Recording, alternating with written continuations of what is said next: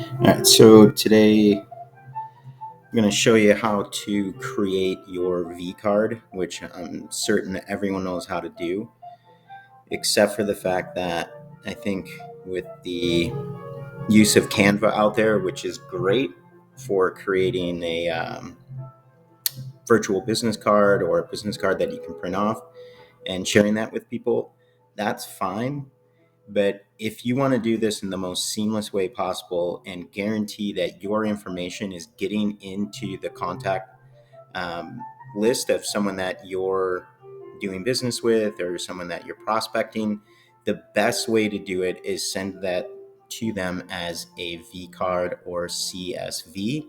But a V card works completely fine because it goes to Android, it goes to Outlook, it will import into just about any contact list program there is. So what you want to do is, if you have Outlook, is you want to create yourself a new contact.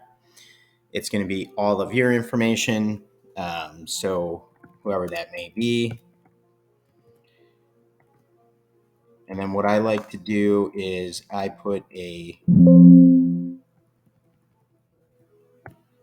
different company name.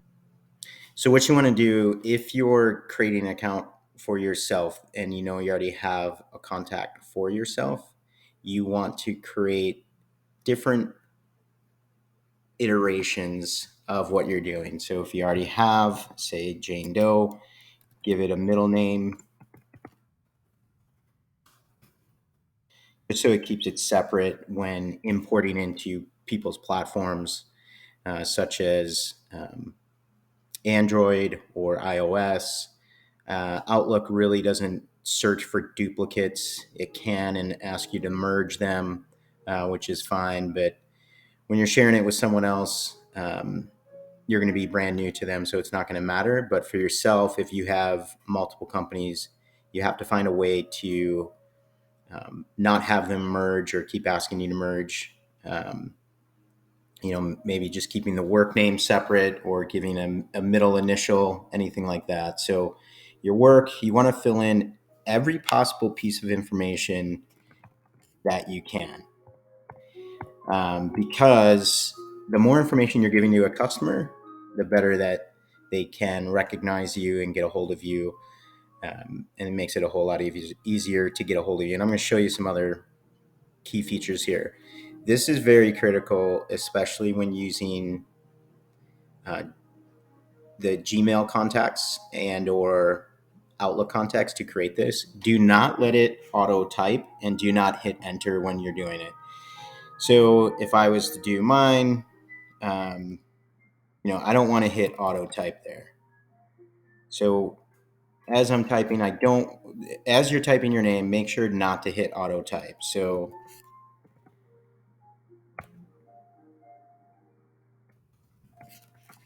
if it was to come up John Doe at Microsoft.com, do not hit enter on that. Just hit the tab key.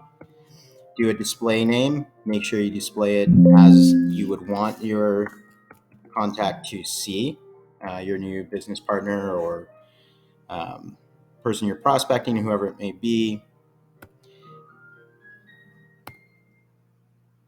This is your instant messaging web address. Depending on what that is, you can set it. Your web page address, sorry, I jumped over that. Make sure it goes to exactly what it wants. Test it, which you can hover over and you see the finger is available. Click on it, make sure it comes up as a website. Give all the phone numbers that you would want them to use and make sure that they're listed properly, as if this is your business direct line and extension, your mobile, things like that. Same for address.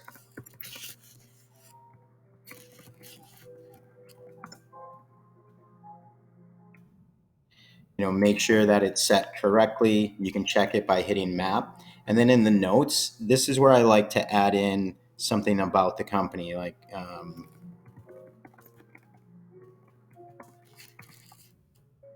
maybe I should spell plumbing correctly. Provides plumbing services.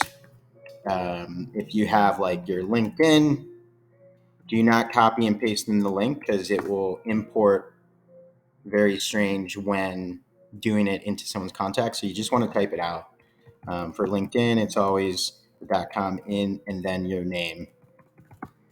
And you want to verify that on your LinkedIn page. Similar for Facebook. A lot of people would tell you, make sure you're adding in the direct links, just copy and paste. Do not copy and paste.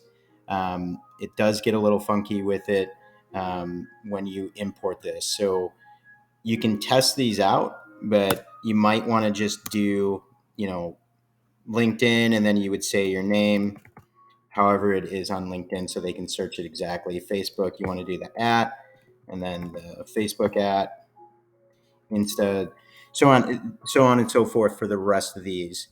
So then you're just going to do save and close. I'm going to go to my John Doe. Nope, sorry, it was Jane Doe and not John Foe. So here I am. I just created my contact. And from Outlook, you can share this directly by doing a forward as a business card, as an Outlook contact. You always want to forward as a business card, no matter what anyone tells you. So you do forward as a business card and send that to whomever. And then when it comes through to that person, they can easily import that. And I'm going to show you on the back half of this video how it comes through and how you would see that being imported. And these features work the exact same way here. Like if I had a contact and I would just choose export, and I'm going to choose export as a vCard, or you don't want to choose CSV, but choose vCard because that will import to anything. And then you can just attach this to a message. When you're doing it on your mobile, it's a lot easier, and I can show you on the mobile when we get to that point. So here we are. Sent the email to myself. There it is. Jane Doe. Comes right through instantly as the card, which is really nice. I can scroll down to the card itself. Remember, this is the iPhone version, but it doesn't matter. It's just a virtual business card. And there's all the information. I hit import. I want it to be on my Gmail. I hit OK. And then there you go. Now the person you just made contact with has all of your contact information.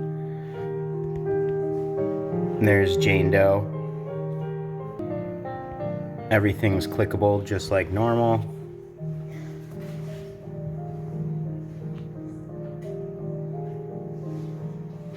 And there you have it.